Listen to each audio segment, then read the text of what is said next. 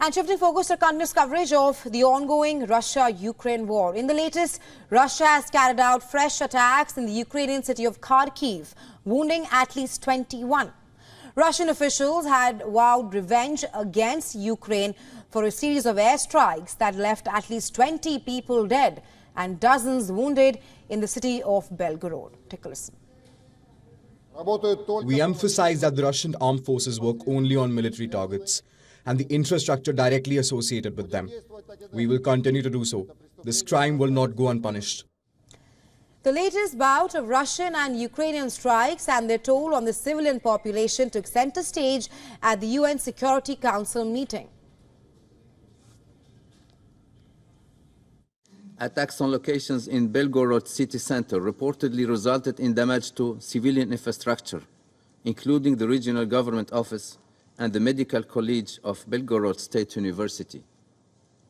The strikes were reported as among the deadliest cross-border attacks on the Russian Federation since its full-scale invasion of Ukraine in February 2022, launched in the violation of UN Charter and the international law.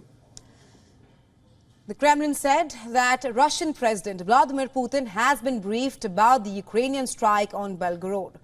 The Russian military authorities also reported separate overnight Ukrainian drone attacks in the Bryansk, Oryol, Kursk and Moscow regions of the Russian Federation. On the other hand, Foreign Minister Sergei Lavrov has stated that the Russian courts have imprisoned more than 200 Ukrainian fighters to prison terms since Moscow started its military operation in Ukraine. He added that Russia's main investigative organ, the Investigative Committee, has initiated 4,000 criminal cases against about 900 Ukrainian individuals. Meanwhile, on the Ukrainian side, the Ukraine Prosecutor General's office has registered more than 121,000 Russian crimes of aggression and war crimes since the war started. Russia's foreign ministry, which has repeatedly denounced Western arms supplies to Ukraine, accused the US and Britain of inciting the Kiev regime to commit terrorist actions. Remember, the UK had promised to provide Ukraine with hundreds of air defense missiles, while the US President Joe Biden is pursuing to overcome Congress's division to approve new aid for Ukraine. Meanwhile, within hours of the attack on Belgorod, Ukrainian authorities said that 2 Russian S-300 missiles hit the center of Kharkiv. This comes as the rescuers continued to search through the rubble.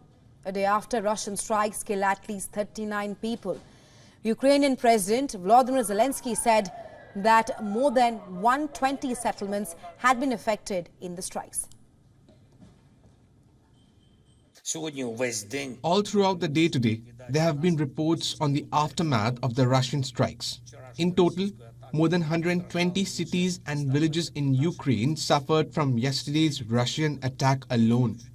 39 people were killed. My condolences to all who lost their loved ones. City officials said that January 1st will be declared a day of mourning in the capital Kiev, where at least 17 people were killed.